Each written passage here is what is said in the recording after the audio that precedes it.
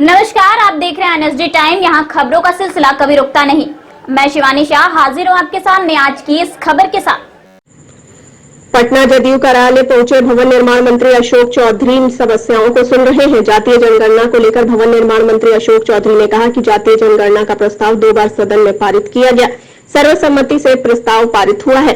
कोई अगर इस मामले में क्रेडिट लेना चाहता है तो इस मामले को नीतीश कुमार काफी पहले से ही उठा रहे हैं। तेजस्वी यादव ने कहा था कि जातीय जनगणना पर राजद की जीत हुई, उसको लेकर अशोक चौधरी ने कहा कि क्रेडिट कोई भी ले सकता है। आइए देखते हैं पटना से हमारे संवाददाता मुकेश कुमार की ये रिपोर्ट। क्रेडिट लेने की होड़ लगी है। आरजेडी के लोगों का कहना है कि लालू प्रसाद यादव ने पहले शुरुआत की मांग की और तब जाकर के सरकार ने इस जनगणना को कराया। देखिए, ऐसा है कि अगर आप पुराने नीतीश जी के सार्वजनिक रूप से जब नीतीश जी ने इसके ऊपर बात की है तो उन्होंने बताया कि कैसे राष्ट्रपति ज्ञानी जैल सिंह ने बुला करके 15 वर्ष पूर्व इनको बताया था कि जातीय जनगणना कराना चाहिए, और उन्होंने उस समय के अपने तत्कालीन नेताओं से जाकर इस पर बात की थी। वीपी सिंह प्रधानमंत्री थे और जातीय जनगणना की बात को उन्होंने कहा था, मगर उस समय जनगणना शुरू हो चुका था।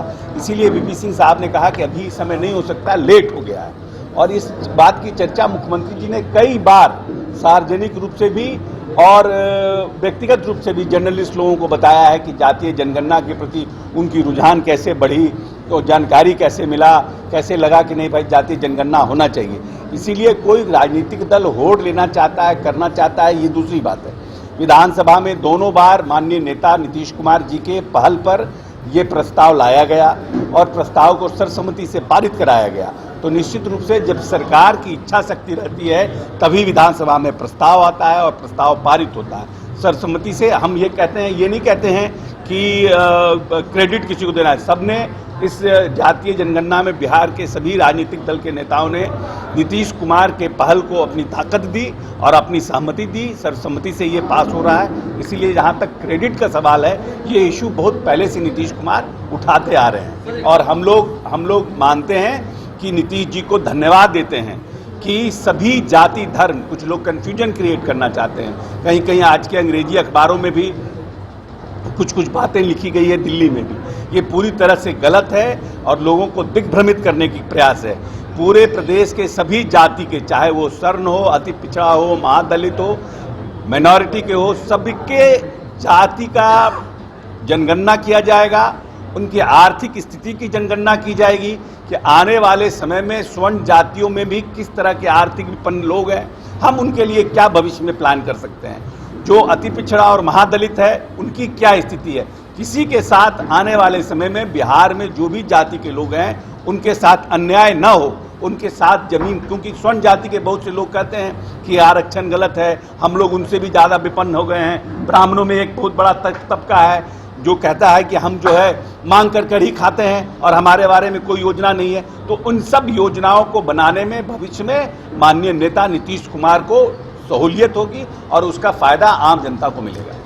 बीजेपी भी तेजस्वी के दबाव में सरकार का बता दिया ना कि क्रेडिट लेने के लिए तो कोई ले, मुखिया जिसके नेतृत्व में काम होता है श्रेय उसी को मिलता है। आप लोगों ने मान लिया और वो भी बीजेपी कह रही है कि जनसंख्या नियंत्रण कानून जिस तरीके से वो एक बहस का मुद्दा, अलग बहस का मुद्दा है। ये वो भी एक अलग बहस का मुद्दा है कि जनसंख्या नियंत्रण, वो भी एक अलग बहस का मुद्दा है।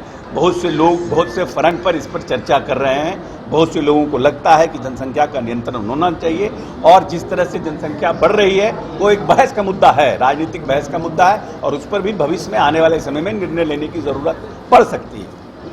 मोहन भागवत ने कहा है कि हर मस्जिद में शिवलिंग खोजना अच्छी बात नहीं है और खास करके आरएसएस के लोगों को उन्होंने अब मना कर दिया है किसी तरह का मंदिर में या मस्जिद के मामले में जाने के लिए।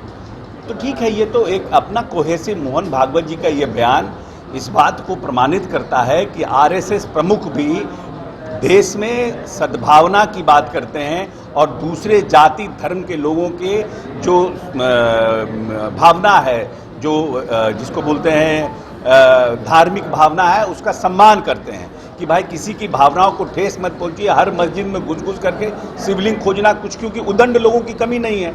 उदंड लोग हिंदू में भी हैं जो कट्टरपंथी हैं उसी तरह से उदंड लोग मुस्लिम में भी हैं जो कट्टरपंथी हैं। इन दोनों कट्टरपंथियों से देश को बचा कर रखना है कि अब घुस घुस के हर एक मस्जिद में शिवलिंग खोजने लगेंगे तो निश्चित रूप से माहौल खराब होगा, और माहौल जब खराब होगा प्रदेश में तो विकास अवरुद्ध होगा।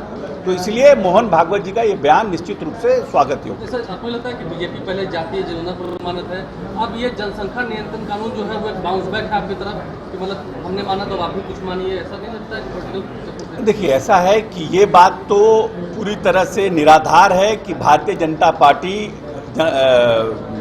जातीय जनगणना के पक्ष में नहीं थी। शुरू में तो मौन थी ना वो? नहीं, देखिए, कौन मौन था, कौन सोया हुआ था, कौन उठा हुआ था, उस पर एक परसेप्शन जर्नलिस्ट का बनाना ये गलत।